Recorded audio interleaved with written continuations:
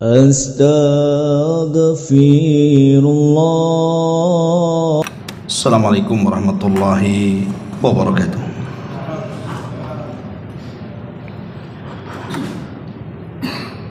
Alhamdulillah wassalatu wassalamu ala Rasulillah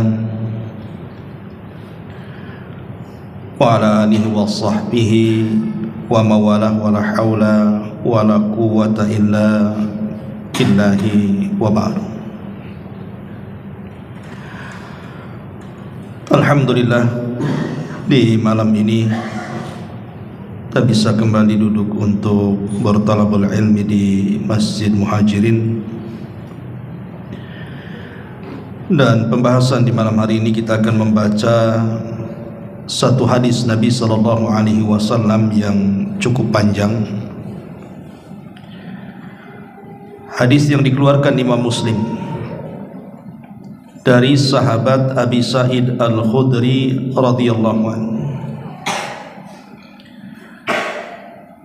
Dan hadis ini secara global menceritakan tentang hal ikhwal, kondisi manusia pada hari kiamat. Banyak peristiwa dan kejadian yang akan berlaku kelak pada hari kiamat. Dan semua kita, saya, anda atau siapapun pasti akan melalui peristiwa-peristiwa ini. Apa saja peristiwa-peristiwa yang terkandung dalam hadis yang panjang ini? Kita akan baca hadisnya, kemudian kita sedikit berikan keterangan-keterangan yang harus kita terangkan sehingga menjadi jelas tentang kondisi-kondisi yang tercantum dalam hadis ini. An Abi Sa'id Al-Khudri radhiyallahu anhu, anna nasan fi zamani Rasulillah sallallahu alaihi wasallam qalu,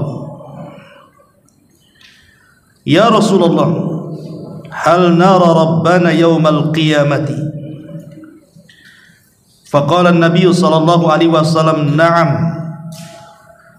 Qala hal tudaruna fi ru'yati syamsi bidhahirati sahwan laysa maha sahabun, wa hal tudaruna fi ru'yatil qamari lailata badri sahwan laysa fiha sahab? Qalu la ya Rasulullah. Qala ma tudaruna fi ru'yatillahi tabaraka wa ta'ala yawmal qiyamati illa kama tudaruna fi ru'yati ahadihima. Dari Abi Sa'id Al-Khudri radhiyallahu anhu, dia menceritakan bahwa ada sekelompok manusia pada zaman Nabi sallallahu alaihi wasallam. Mereka datang kepada Rasul kemudian bertanya, wahai Rasul, apakah kami akan melihat Rabb kami pada hari kiamat? Beliau menjawab, apakah kalian berdesak-desakan dalam rangka melihat matahari di siang hari yang tidak ada awan yang menghalangi? Ataukah kalian terhalangi ketika melihat bulan purnama dan tidak ada penghalang padanya? Maka manusia pun atau orang-orang itu pun mengatakan, tidak wahai Rasul. Maka Nabi SAW mengatakan, maka begitulah tidaklah kalian berdesak-desakan dalam melihat Rabb kalian, melainkan sebagaimana kalian tidak berdesak-desakan ketika melihat salah satu dari keduanya, maksudnya melihat matahari ataupun bulan. Kita tidak berdesak-desakan ketika melihat dua makhluk Allah besar ini. Dari sini Nabi SAW memulai hadisnya dengan menyebutkan nikmat yang paling besar. Al-Imam Ibnul Qayyim rahimahullahu ta'ala mengatakan, fa'a'zamu ni'amil akhirati, maka seagung-agungnya nikmat di akhirat, waladzatuha, dan juga yang paling lezat dari seluruh nikmat ini, huwa an-nadharu ila wajhi Rabbi azza wa jalla, ketika seseorang diizinkan mampu melihat wajah Allah Rabbnya azza wa jalla, wa sama'u kalamihi, dan bisa mendengar kalam-kalamnya, wal qurbu minhu, dan bisa mendekat kepadanya, kama thabata fi sahih fi hadits ru'ya, sebagaimana yang tertera dalam hadis-hadis sahih yang bicara tentang ru'yatullah, seorang mukmin akan melihat Allah Subhanahu wa taala. Bahkan dalam sebuah hadis dijelaskan, ketika penduduk sorga masuk ke dalam sorga, maka Allah Subhanahu wa ta'ala akan datang kepada mereka di balik tabir. Kemudian Allah Subhanahu wa ta'ala katakan, turiduna syai'an azidukum, maukah ku tambah lagi nikmat yang sudah kalian peroleh, ku tambah lagi. Maka penduduk sorga tiba-tiba mengatakan, ya Rabb, alam tubayyid wujuhana, bukankah engkau sudah memutihkan wajah-wajah kami, wa tudkhilana al-jannah, dan memasukkan kami ke sorga, wa tubaiduna anin nar, dan menjauhkan kami dari neraka, apalagi ya Rabb, sudah cukup. Tapi Allah Subhanahu wa ta'ala tetap bertanya seperti itu sampai fayakshiful hijab, maka pemisah ataupun hijab yang mendinding Allah dengan penduduk sorga itu tiba-tiba terbuka. Apa yang terjadi? Fama u'tu syai'an ahabba ilaihi min nadhari ila rabbihim. Kata Nabi SAW, maka tidaklah mereka diberikan sebuah nikmat yang lebih mereka cintai melebihi ketika mereka mampu memandang Allah Subhanahu wa ta'ala. Karena inilah nikmat terbesar, apalagi tidak ada nikmat yang paling besar melebihi Allah Subhanahu wa ta'ala mendekatkan kita di sisinya, kemudian mendengarkan ucapan-ucapannya dan kalam-kalamnya secara langsung, kemudian kita bisa memandang wajah Allah Subhanahu wa ta'ala tanpa penghalang, bagaikan kita melihat matahari dan bulan yang tidak berdesak-desakan. Ma'asyiral muslimin yang dimuliakan Allah Subhanahu wa ta'ala, maka berdoalah kepada Allah Subhanahu wa ta'ala agar kita bisa memandang wajah Allah Subhanahu wa ta'ala. Kemudian Rasulullah SAW melanjutkan sabdanya, idza kana yaumul qiyamah adzana muadzdhinun liyattabi kullu ummatin ma kanat ta'budu fala yabqa ahadun kana ya'budu ghairallah subhanahu minal asnami wal ansabi illa yatasaqatuna finnar hatta idza lam yabqa illa man kana ya'budullaha min barrin wa fajirin wa ghubari ahlil kitabi fayud'al yahud fayuqalu lahum ma kuntum ta'budun qalu kunna na'budu Uzair ibnullah fayuqalu kadzabtum mattakhadallahu min sahibatin wala waladin famadza tabghuna qalu atishna ya rabbana fasqina fayusharu ilaihim ala tariduna fayuhsyaruna ilan nar ka'annaha sarabun yakhtimu ba'duha ba'dha fatasaqatuna fin nari. Kata Nabi SAW, pada hari kiamat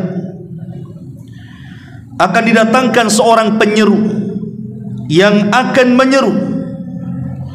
Kemudian penyeru mengatakan, hendaklah setiap umat mengikuti sesuatu yang dahulu mereka sembah di dunia, sehingga tidaklah ada seorang pun yang menyembah selain Allah berupa berhala atau patung-patung, melainkan mereka akan berjatuhan ke dalam neraka, sehingga tidak ada yang tersisa seorang pun kecuali orang-orang yang menyembah Allah, baik dia orang yang baik ataupun yang buruk. Dan juga sebagian sisa-sisa ahli kitab dari kalangan Yahudi akan didatangkan di hadapan Allah Subhanahu wa ta'ala. Kemudian Allah akan bertanya kepada orang-orang Yahudi, apa yang kalian sembah dahulu di dunia? Maka orang-orang Yahudi mengatakan, kami dahulu menyembah Uzair, putra Allah. Maka dikatakan kepada mereka, kalian berdusta. Allah mengatakan, kami dahulu, ataupun Allah Subhanahu wa ta'ala mengatakan, Allah tidak menjadikan istri ataupun anak. Bagaimana kalian menyembah Uzair, putra Allah? Kemudian Allah katakan kepada mereka, sekarang apa yang kalian kehendaki di sini? Maka orang-orang Yahudi mengatakan, ya Rabb, kami kehausan, kami ingin minum. Maka kemudian mereka diberikan isyarat pada sesuatu yang membuat mereka hilang dahaganya. Mereka kemudian digiring hingga ke neraka seakan-akan fata morgana, sebagian memukul sebagian yang lainnya, lalu mereka terjerumus dan masuk ke dalam neraka. Ma'asyiral muslimin yang dimuliakan Allah Subhanahu wa ta'ala, ringkasnya seperti ini. Ketika manusia dibangkitkan pada hari kiamat, ingat manusia dibangkitkan itu dimulai dari tulang ekor mereka. Walaupun kiamat itu dahsyatnya luar biasa, akan menghancurkan segalanya, tapi ada makhluk-makhluk Allah itu yang dikecualikan tidak hancur pada hari kiamat. Salah satunya adalah ujung dari tulang ekor setiap kita manusia. Walaupun terkadang tulang ekor itu tidak bisa dilihat kecuali oleh alat-alat tertentu, tapi itu tidak hancur, karena dari situlah kita dibangkitkan.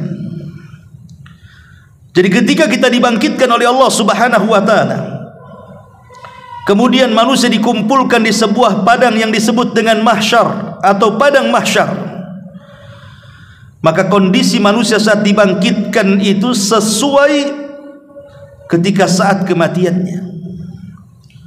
Ada orang-orang yang dibangkitkan itu mereka berbahagia. Boleh jadi saat kematiannya mereka di atas ibadah, di atas ketaatan, sedang berpuasa, sedang salat, sedang membaca Al-Quran, mengucapkan la ilaha illallah, dan sedang melakukan kebaikan-kebajikan atau apapun namanya dari ketaatan-ketaatan kepada Allah. Maka saat dibangkitkan dan saat dikumpulkan, mereka orang yang paling berbahagia, karena itulah yang mereka tunggu dari janji-janji Allah Subhanahu wa ta'ala. Dan mereka pun mengatakan, hadza ma wa'adar rahman wa sadaqal mursalun. Inilah apa yang dijanjikan Allah Subhanahu wa ta'ala kepada kami. Tapi ada orang-orang yang dibangkitkan itu mereka merasa terhina, mereka merasa binasa dan celaka, sehingga mereka mengatakan, ya wailana man ba'athana mim marqadina. Duhai celaka, siapa yang membangkitkan kami di sini? Kami sudah enak tidur, tiba-tiba dibangkitkan. Celaka, siapa yang membangkitkan kami? Siapa yang membangunkan dari tidur-tidur kami ini? Sehingga ada orang yang dibangkitkan tiba-tiba kemudian lehernya terkalung 7 lapis bumi. Boleh jadi saat di dunia dia mengambil tanah orang lain. Saat dibangkitkan tiba-tiba mungkin dia badannya mengecil di tengah-tengah manusia besar. Boleh jadi saat kematiannya dia tidak bertobat dari kesombongannya, sehingga Rasul katakan, yuhsyarul mutakabbiruna yaumal qiyamati ka'amthali dzar. Akan dikumpulkan orang-orang yang sombong di dunia itu ketika dibangkitkan seperti semut kecil. Boleh jadi saat dibangkitkan kemudian dia menusuk-nusuk perutnya, mencekik lehernya, meminum racun yang mematikannya. Boleh jadi saat di dunia mereka mati bunuh diri seperti itu. Macam-macam orang-orang yang dibangkitkan itu. Kemudian mereka dikumpulkan di padang mahsyar. Di situ Allah Subhanahu wa ta'ala akan dekatkan matahari 1 mil di atas kepala, sehingga ada orang yang tertutup dengan keringatnya. Ketika ada orang-orang yang tertutup dengan keringatnya, tentu sesuai dengan amalannya, maka Allah Subhanahu wa taala akan memisahkan setiap manusia di situ. Allah Subhanahu wa taala akan katakan, wahai para pemimpin-pemimpin yang adil, keluar kalian dari situ. Kemudian Allah Subhanahu wa taala sudah menyiapkan satu naungan dari arasy-Nya, di mana kepalanya tidak akan tersentuh dengan sengatan matahari. Maka para pemimpin yang adil keluar dari kerumunan manusia, kemudian diletakkan di bawah naungan arsy Allah Subhanahu wa taala. Wahai anak-anak muda yang hatinya selalu tergantung dengan masjid, kalian keluar dari situ. Wahai orang-orang yang menjaga kehormatannya, keluar dari situ. Wahai orang-orang yang mungkin tengah malam kemudian bangun, kemudian meneteskan air mata karena takut kepada Allah, keluar kalian dari situ. Wahai orang-orang yang bersedekah, dan begitulah Rasulullah menyebutkan satu-satu amalan-amalan yang bisa menaungi mereka pada hari di saat tidak ada naungan kecuali naungan Allah Subhanahu wa taala. Mereka dipisah tuh di padang mahsyar itu. Subhanallah. Ya. Kemudian setelah mereka pun dipisah antara orang-orang baik dan orang fajirnya, maka Allah Subhanahu wa taala mulailah kemudian menanyakan sesuatu kepada hamba-hambanya, tentu dimulai dari para nabi. Allah Subhanahu wa taala akan datang kepada Adam alaihi salatu wassalam, ya Adam, akhrij bi'san nar. Wahai Adam, keluarkan dari keturunanmu utusan-utusan neraka. Adam bingung, wa ma bi'san nar, apa yang dimaksud utusan neraka ya Rabb? Maka Allah mengatakan, keluarkan dari keturunanmu dari 1999, masukkan mereka ke neraka, satu ke sorga. Dari sini menunjukkan bahwa penghuni neraka jauh lebih banyak dibandingkan penghuni sorga, karena jumlahnya dari 1000, satu masuk sorga, 999 masuk neraka. Kemudian Allah Subhanahu wa taala datang kepada Nuh dan mengatakan, ya Nuh, apakah sudah kau sampaikan risalahku kepada umatmu? Maka Nuh mengatakan, ya Rabb, sudah ku sampaikan risalahmu kepada umatku, bahkan siang malam aku berdakwah kepada mereka. Inni da'autu qaumi laila wa nahara, aku berdakwah kepada kaumku siang malam ya Rabb. Maka Allah mengatakan kepada kaumnya Nuh, wahai kaum Nuh, betul Nuh sudah menyampaikan risalahnya kepada kalian. Kata kaum Nuh mengatakan, kadzaban Nuh, Nuh dusta ya Rabb, dia tidak pernah menyampaikan risalahnya kepada kami, katanya. Maka Allah mengatakan, lihat Nuh, umatmu mengatakan engkau belum menyampaikan risalah kepada mereka. Adakah engkau saksi bahwa engkau menyampaikan risalahmu kepada mereka? Maka Nuh mengatakan, ya ada. Siapa? Kemudian Nuh mengisyaratkan kepada Rasul kita Muhammad sallallahu alaihi wasallam dan umatnya, kita-kita ini. Kemudian Allah bertanya kepada Rasulullah sallallahu alaihi wasallam, apakah engkau akan jadi saksi bagi kaum yang tidak pernah kau lihat wahai Muhammad? Engkau tidak hidup di zaman Nabi Nuh, bagaimana engkau akan bersaksi kepada zaman yang kau tidak saksikan? Maka Rasulullah sallallahu alaihi wasallam dan umatnya mengatakan, ya Rabb, yang mengatakan Nuh sudah menyampaikan risalah itu engkau sendiri. Maka kemudian Nabi SAW membacakan suratun Nuh, bagaimana Nuh sudah menyampaikan risalahnya. Maka Allah katakan, sungguh benar ucapanmu, dan sungguh benar Nuh alaihi salatu wassalam, dan sungguh berdusta kaumnya. Jadi Nabi Allah Subhanahu wa taala terus akan bertanya kepada setiap para nabi, termasuk Nabi Isa bin Maryam. Isa akan dihadapkan di hadapan Allah. Kemudian Allah Subhanahu wa taala mengatakan, ya Isa bin Maryam, a anta qulta lin-nasi ittakhiduni wa ummiya ilahaini min dunillah.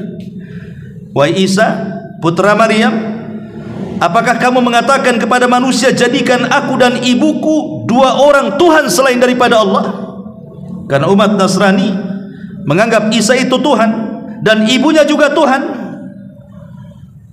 Maka Allah mengatakan kepada Isa, wahai Isa, apakah engkau mengajak manusia untuk menyembahmu dan ibumu? Maka Isa mengatakan, subhanaka ma yakunu li an aqula ma laysa li bihaq, in kuntu qultuhu faqad alimta, ta'lamu ma fi nafsi wa la a'lamu ma fi nafsik, innaka anta 'allamul ghuyub. Maka Isa pun membantah dan mengatakan, maha suci engkau ya Rabb, tidak mungkinlah aku mengucapkan kalimat itu. Jika aku mengucapkannya pasti kau tahu, karena engkau tahu apa yang aku ucapkan, sementara aku tidak tahu apa yang ada padamu. Dan begitulah kemudian Allah subhanahu wa ta'ala akan menanyai seluruh para nabi. Setelah seluruh para nabi ditanya, maka mulailah bertanya kepada setiap umatnya dan mengatakan, ikutilah setiap nabi yang kalian ikuti di dunia. Akhirnya kemudian masing-masing umat itu akan di belakang para nabinya. Pamannya Nabi Nuh, maka umatnya akan di belakangnya. Nabi Isa, Nabi Musa, Nabi Syuaib, Nabi, semua para nabi, termasuk Nabi kita Muhammad sallallahu alaihi wasallam, semua umat akan dikumpulkan bersama para nabinya. Karena di sini akan terjadi mahkamah besar, peradilan besar. Peradilan Allah subhanahu wa ta'ala yang disebut dengan hisab. Hisab itu pengadilan Allah subhanahu wa ta'ala seadil-adilnya, karena Allah langsung yang menjadi hakimnya, malaikat menjadi saksinya, dan semua kita menjadi orang-orang yang tertuduhnya.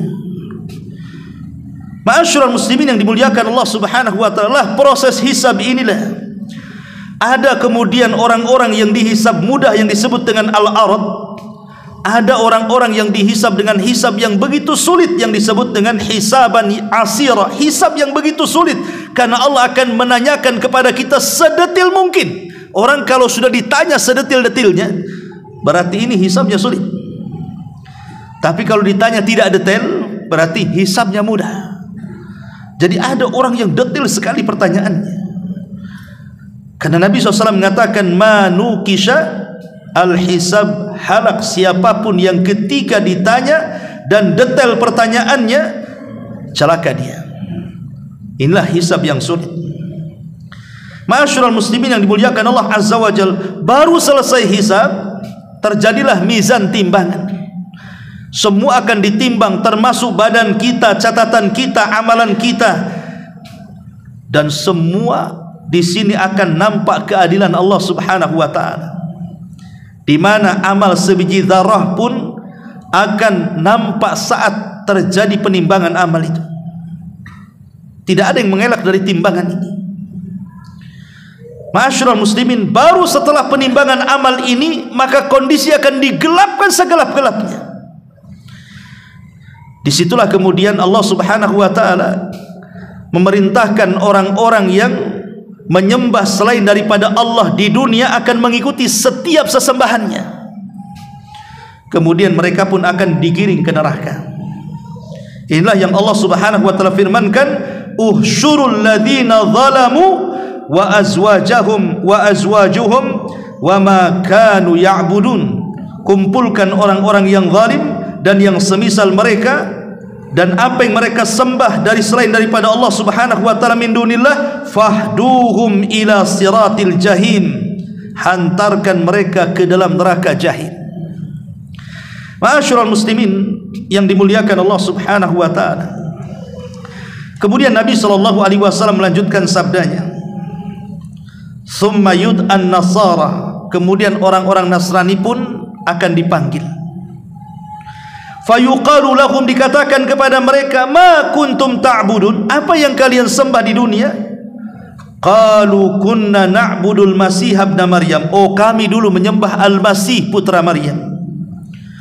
Fayuqalu lahum, dikatakan kepada mereka, kadzabtum, dusta kalian, mattakhadallahu min sahibatin wala waladin, Allah tidak pernah punya istri dan punya anak, macam mana kalian menyembah Al-Masih putra Maryam? Kalian dusta. Fayuqal, maka dikatakan kepada mereka, famadza tabgun, apa yang kalian kehendaki?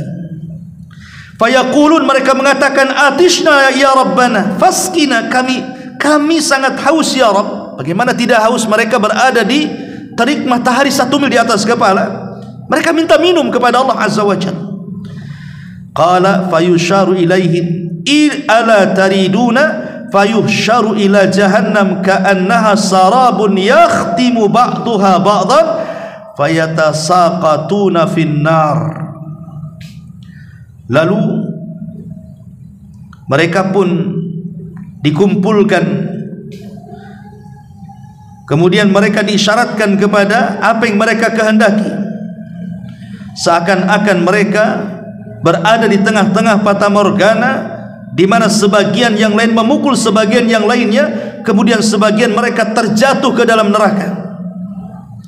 Hatta idza lam yabqa illa man kana ya'budullah, sehingga ketika tidak ada lagi manusia kecuali orang yang hanya menyembah Allah Subhanahu wa taala, min barrin wa fajirin, dari orang baiknya atau buruknya, atahum rabbul alamin, maka Allah akan datang kepada mereka fi adna suratin, dalam bentuk yang paling ringan, min suratin allati ra'auha fi, min suratin allati ra'auhu fi, dari bentuk yang mereka bisa lihat. Jadi Allah Subhanahu wa taala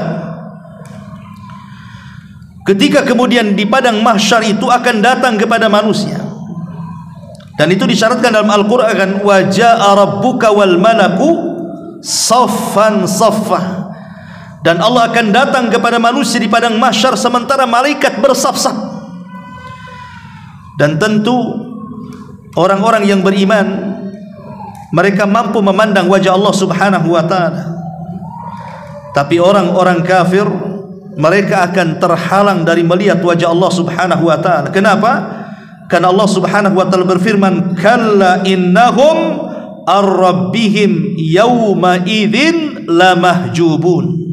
Kelak pada hari kiamat, orang-orang kafir itu terhadap Rabb mereka pada hari kiamat mereka terhalang, tidak bisa memandang.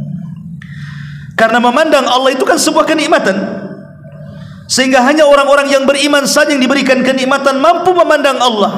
Tapi orang-orang yang kafir, munafik, mereka tidak diizinkan memandang Allah.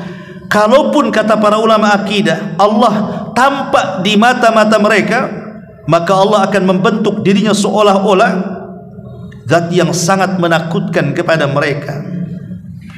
Mereka ketakutan ketika memandang wajah Allah, karena posisi mereka menjadi pesakitan di hadapan hakim yang siap memutuskan.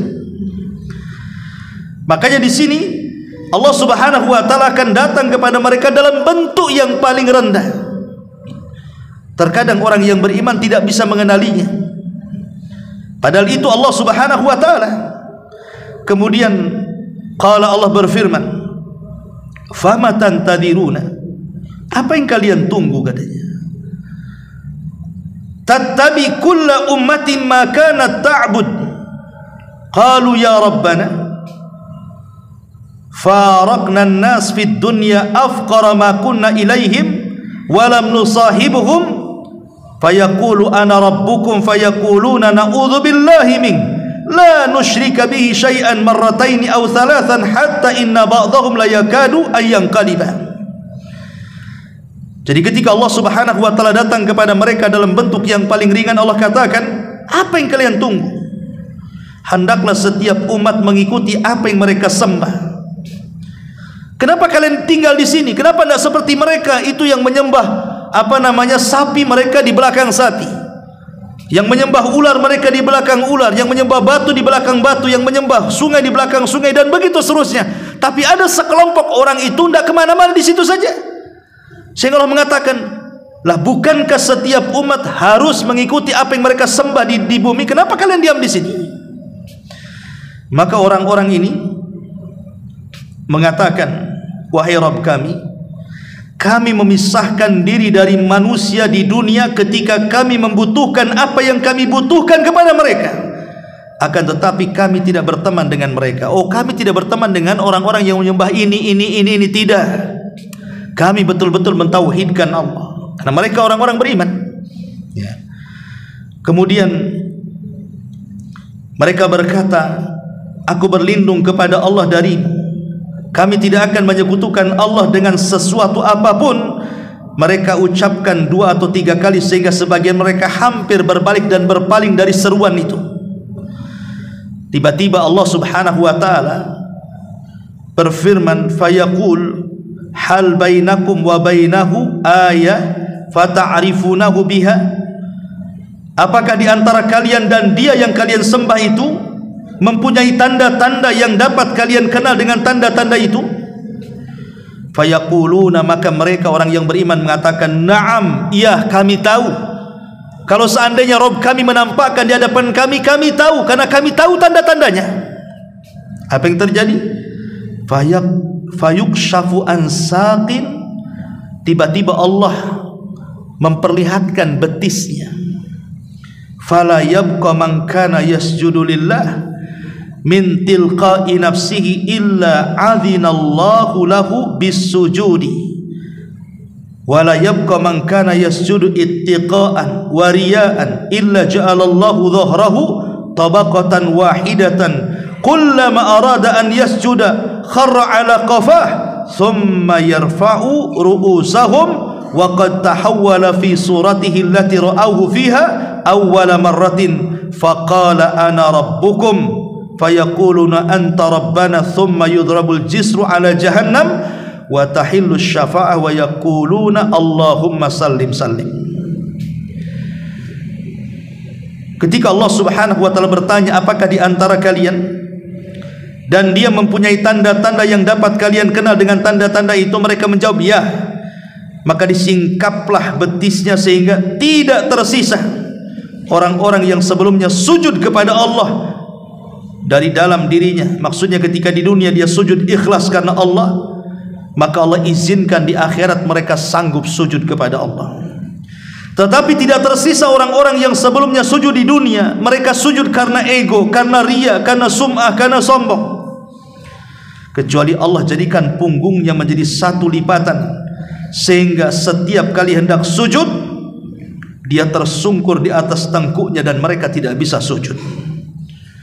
Kemudian mereka mengangkat kepala mereka, maksudnya orang-orang yang beriman yang mampu sujud, dan Allah telah berubah bentuk yang dapat mereka lihat pertama kali.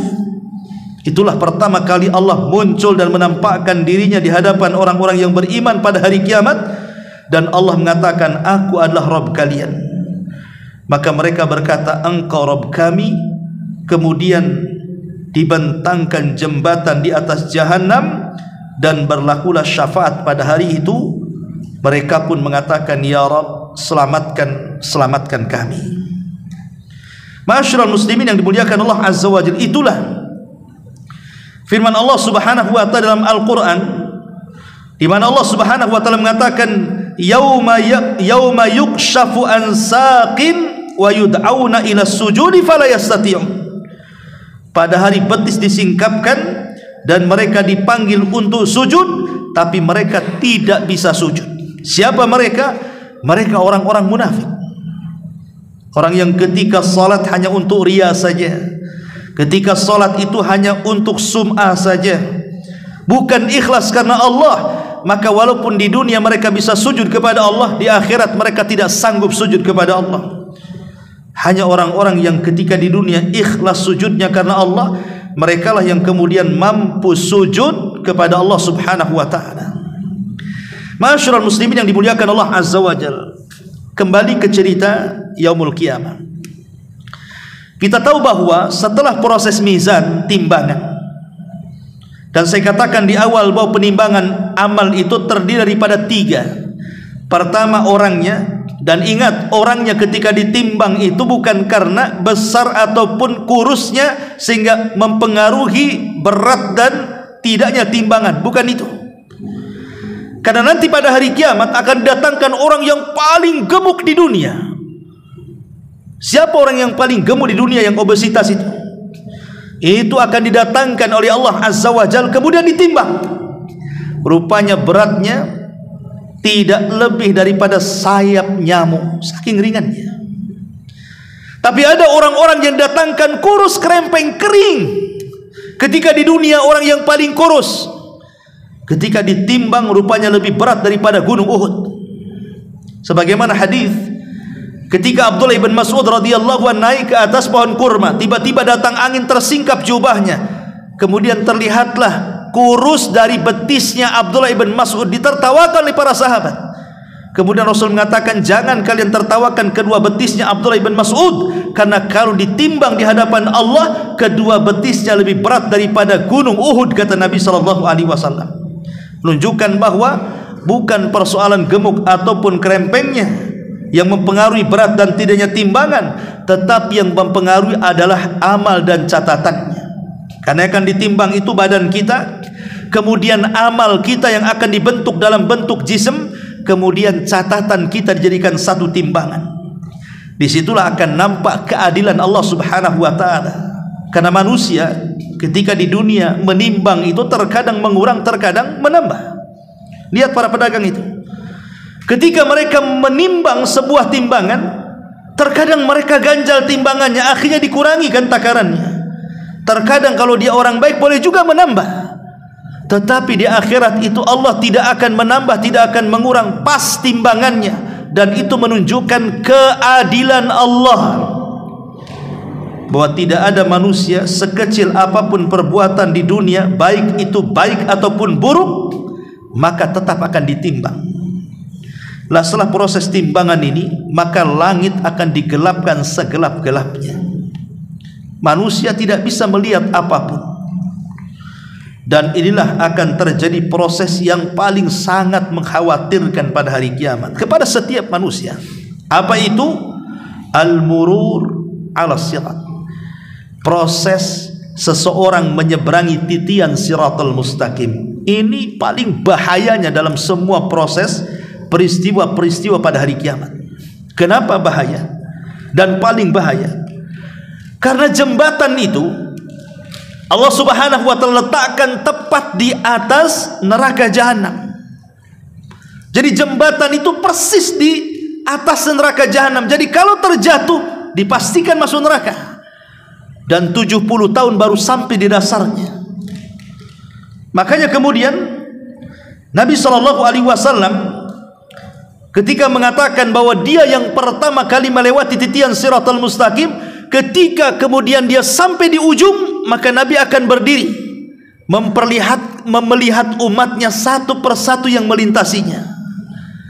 Jadi kalau seandainya ada satu umatnya yang melintas titian itu, maka Rasul ada khawatir kalau sampai umatnya terjatuh ke dalam jahanam. Maka Rasul terus berdoa dan mengatakan, Allahumma salim salim, ya Allah selamatkan dia, Allah selamatkan dia. Dan ini menunjukkan kasih sayang Rasul sallallahu alaihi wasallam kepada umatnya pada hari kiamat. Jangan sampai ada satu umatnya yang masuk ke dalam jahanam. Ma'asyiral muslimin yang dimuliakan Allah Azza wa Jalla. Makanya kemudian Rasul melanjutkan sabdanya di sini. Qila ya Rasulullah, wa mal jisru? Apa itu jisr? Apa itu jembatan? Rasul ditanya soal jembatan. Qala, maka Rasul mengatakan, dhahdhun mazillatun fihi khatatibu wa kalalibu wa hasakun takunu bin najdi fiha syuwaikatun yuqalu laha sa'dan. Kata Nabi SAW, jembatan itu sangatlah licin dan menggelincirkan. Di sana terdapat besi-besi pencakar, besi-besi pengait, duri-duri besi yang terbuat dari pohon-pohon yang berduri, yang orang-orang katakan sebagai as-sa'dan. Kemudian kata Rasul, fayamurrul mu'minun katarafil aini wa kalbarki wa karrihi wa katairi wa kaajawidil khayli wa rukabi. Maka ketika orang-orang yang beriman melalui titian itu, maka di antara mereka ada yang seperti kilat, tahu-tahu dah sampai di ujung. Ada yang seperti kedipan mata, ada yang seperti angin, ada yang seperti burung, ada yang seperti kecepatan lari kuda, bahkan ada yang seperti berlari kencang. Ada juga yang kemudian di antara mereka yang menunggangi tunggangan. Kemudian kata Rasul, fanaji muslim wa makhdush mursalun wa makdush fin nari jahannam hatta idza khalusal mu'min minan nar. Kemudian Nabi SAW mengatakan, maka orang-orang yang beriman akan ada yang selamat, tetapi ada yang tercabik-cabik, tertunda, dan ada yang terlempar ke dalam neraka jahanam, sehingga ketika orang-orang yang beriman telah terbebas dari neraka, maka Rasul mengatakan, fawalladhi nafsi biyadih ma minkum min ahadin bi asyad munasyadatan lillahi fi istiqsa'il haqqi minal mu'minina lillahi yaumal qiyamah li ikhwanihimul ladzina finnar. Maka demi zat yang jiwaku berada di tangannya, tidaklah seorang dari kalian yang begitu gigih memohon kepada Allah di dalam menuntut kebenaran pada hari kiamat untuk saudaranya yang berada dalam neraka. Mereka pun berseru, ya Rabb, ya Rabb, kanu yasumuna ma'ana, bukankah mereka puasa bersama kami, wa yusalluna wa yahujjuna ma'ana, mereka salat dan haji bersama kami. Fayuqalu lahu, maka dikatakan kepada mereka, akhriju man araftum, keluarkan orang yang kau kenali. Fatuharramu suwaruhum alan nar fayukhrijuna khalqan kathiran qad akhadatin nar ila nisfi saqaihi wa ila ka'bataihi wa ila rukbataihi. Kemudian dikatakan, keluarkan orang-orang yang kalian kenali. Maka bentuk-bentuk mereka hitam kelam karena terpanggang oleh api neraka. Kemudian mereka mengeluarkan begitu banyak orang-orang yang telah mereka begitu banyak orang-orang yang telah dimakan api neraka sampai pada pertengahan betisnya, atau boleh jadi sampai kedua lututnya. Jadi penggalan hadis yang sebelumnya, manusia akan melewati setiap titian Siratal Mustaqim, dan manusia akan diberikan, setiap manusia itu cahaya yang akan melintasinya. Dengan cahaya itulah dia sanggup meniti titian itu. Lah ketika kemudian orang-orang yang beriman, mereka sudah selamat, dan sebagian mereka ada yang masuk ke dalam jahanam. Kalau orang kafir kan tidak sempat meniti titian karena mereka sudah digiring ke dalam jahanam kan itu. Hanya orang yang beriman saja dan orang munafik. Jadi orang munafik juga akan meniti titian ini. Tetapi orang munafik ini, mereka meniti titian ini hanya Allah ingin menipu, memperdaya mereka sebagaimana di dunia mereka menipu Allah dan orang-orang yang beriman, maka mereka akan tipu di titian ini. Itulah orang-orang munafik. Lah singkat cerita, kata Nabi SAW, ketika orang-orang sudah masuk dalam sorga, orang-orang ini sudah masuk dalam sorga ini, mereka teringat dengan kawan-kawan yang masuk neraka. Jadi orang-orang yang beriman akan teringat dengan teman-temannya yang masuk neraka. Kemudian mereka mengatakan kepada Allah, ya Rabb, orang yang masuk neraka itu kawan kami. Dulu di dunia mereka sholat bersama kami, puasa bersama kami, haji bersama kami. Kenapa kau masukkan mereka ke neraka? Kemudian mereka mengatakan, ya Rabb, tolonglah keluarkan mereka dari neraka. Sebagian riwayat mengatakan, la taqtamilu ladzatina hatta tukhrijahu minan nar, jangan kau sempurnakan kenikmatan kami di sorga sampai kau keluarkan kawan kami dari neraka.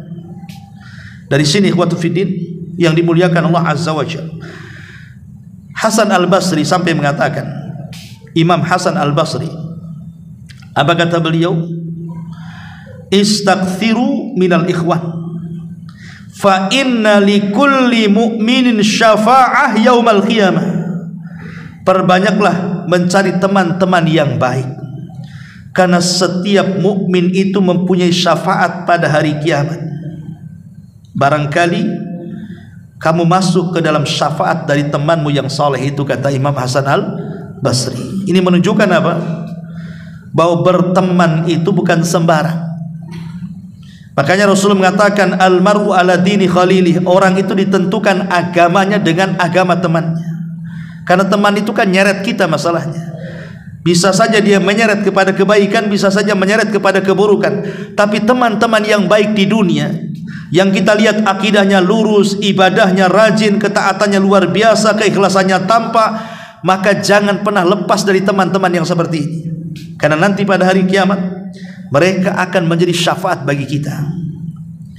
Nabi SAW menjelaskan, karena kan yang memberikan syafaat itu banyak kan, malaikat memberikan syafaat, para nabi memberikan syafaat, para syuhada memberikan syafaat, dan begitu seterusnya sampai kepada orang-orang yang beriman juga akan memberikan syafaat kepada orang-orang atau teman-temannya ketika di dunia.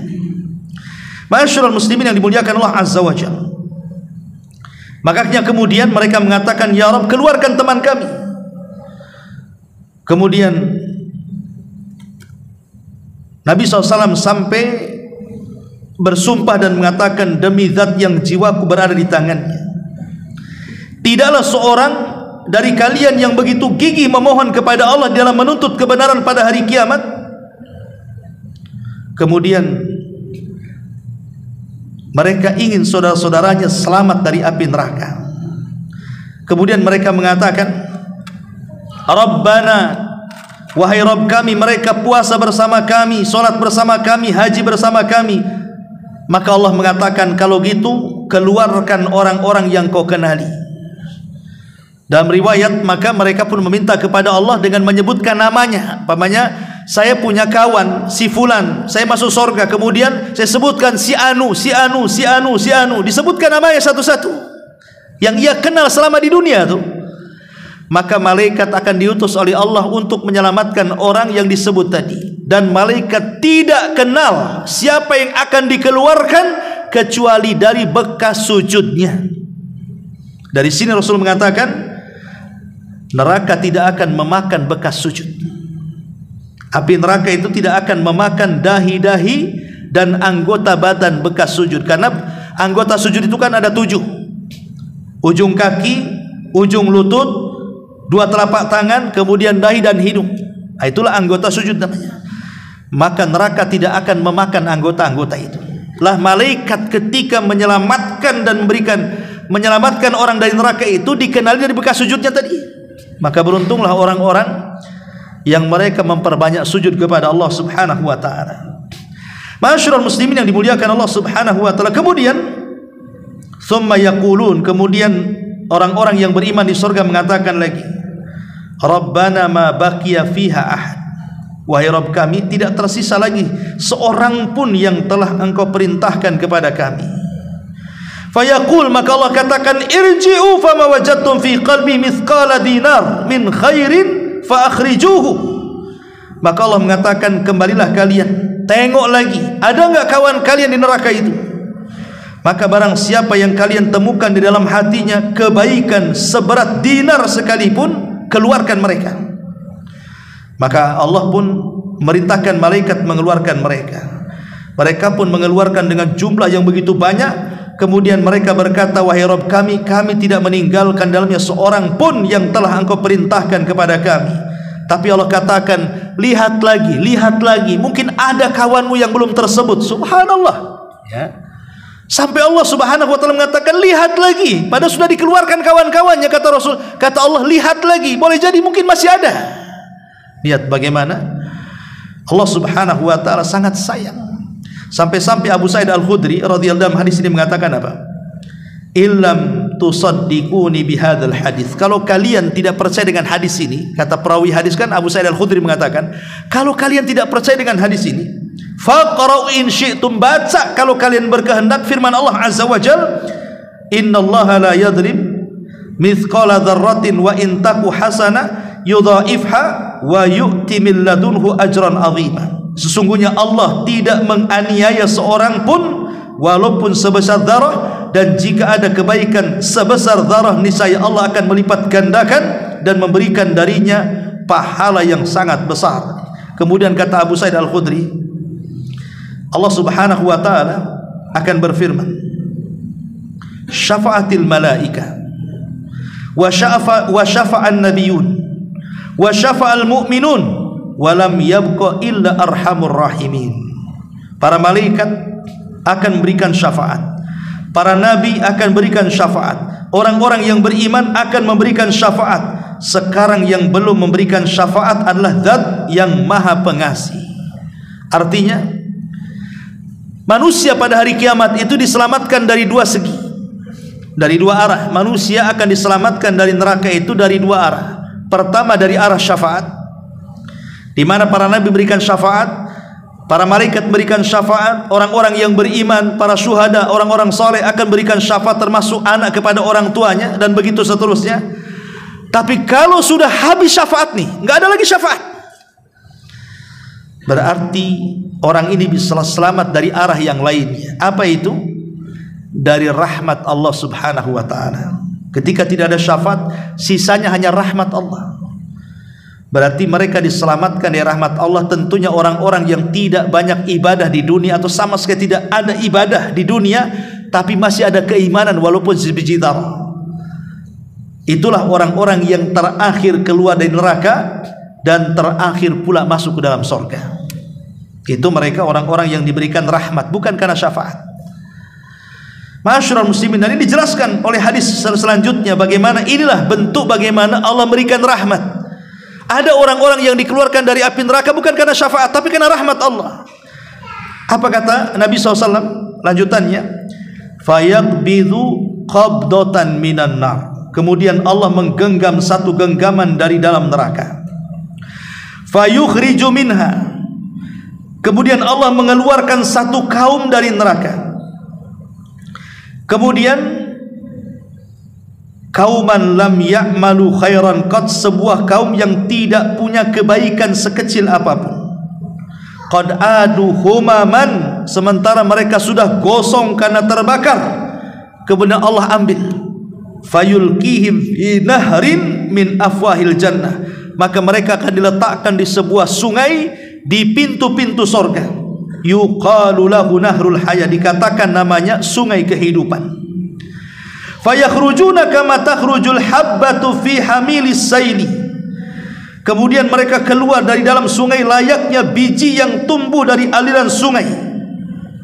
Ala tarawnaha takunu ilal hajari au ila syajari ma yakunu ila syamsi usayfirun au uhaydirun wa ma yakunu minha illa dhil yakunu abyad. Faqalu ya Rasulullah ka'annaka kunta tar'abil badiyati.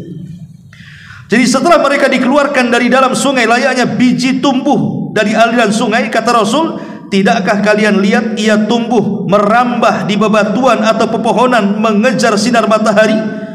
Kemudian mereka yang tumbuh layaknya biji, ada yang berwarna kekuningan, ada yang kehijauan, sementara yang berada di bawah bayangan akan berwarna putih. Para sahabat bertanya, wahai Rasul, seakan-akan engkau sedang menggembali daerah orang-orang Badui. Qala, maka Rasul mengatakan, fayakhrujuna kalu'lu'i fi riqabihimul khawatim.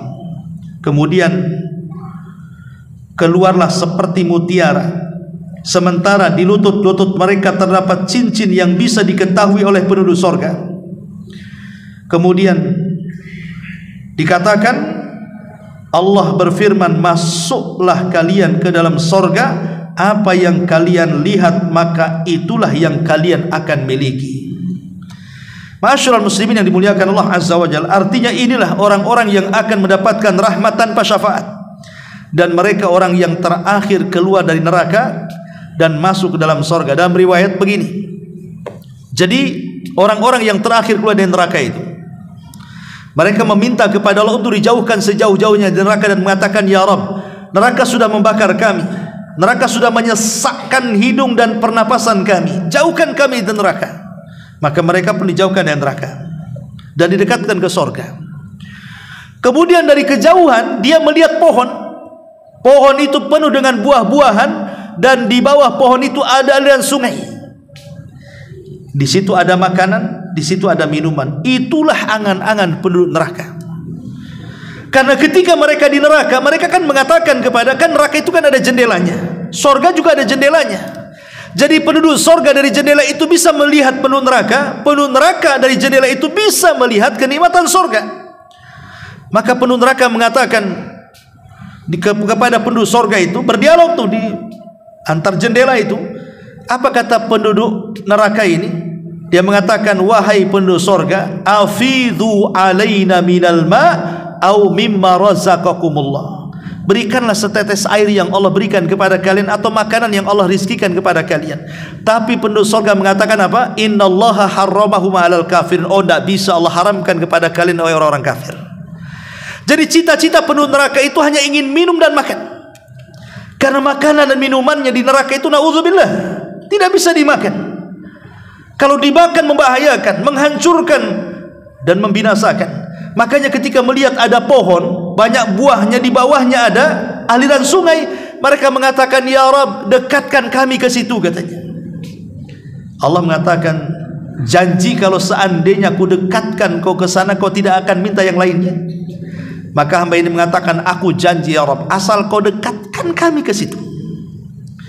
Akhirnya kemudian didekatkanlah ke pohon itu. Rupanya dia melihat pohon itu banyak makanan buah-buahannya. Dengan lezatnya dia makan, dengan lezatnya dia minum, dan dia pun merasa sangat nyaman sekali. Karena selama ini disiksa luar biasa kan itu.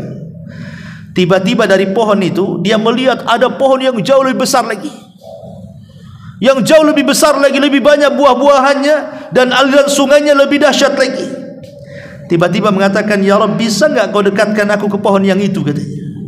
Allah mengatakanlah, tadi kan sudah aku katakan, kalau aku dekatkan kau tidak akan minta yang lainnya. Iya wahai Rabb, ini kedua kalinya, katanya. Akhirnya didekatkan ke pohon yang kedua. Kemudian dari pohon yang kedua ada pohon yang ketiga lagi. Dan dia mengatakan, ya Rabb, dekatkan kami kepada pohon yang ketiga. Lah, bukankah kau sudah mengatakan kalau sudah dekatkan ke pohon yang kedua kau tidak akan meminta? Iya, ini yang terakhir ya Rabb, katanya. Nikmat manusia. Didekatkanlah ke pohon yang ketiga. Rupanya setelah pohon yang ketiga itu ada gerbang sorga. Dia bisa melihat dari celah-celah sorga itu bagaimana kenikmatan di dalamnya. Dia mengatakan, ya Rabb, masukkan aku ke sorga. Lah, tadi apa yang kau bilang? Setelah ku dekatkan kau ke pohon yang ketiga, kau tidak akan minta lagi, katanya. Itulah rupanya manusia seperti itu ya. Kadang-kadang janji ini hanya janji di lisan saja ya.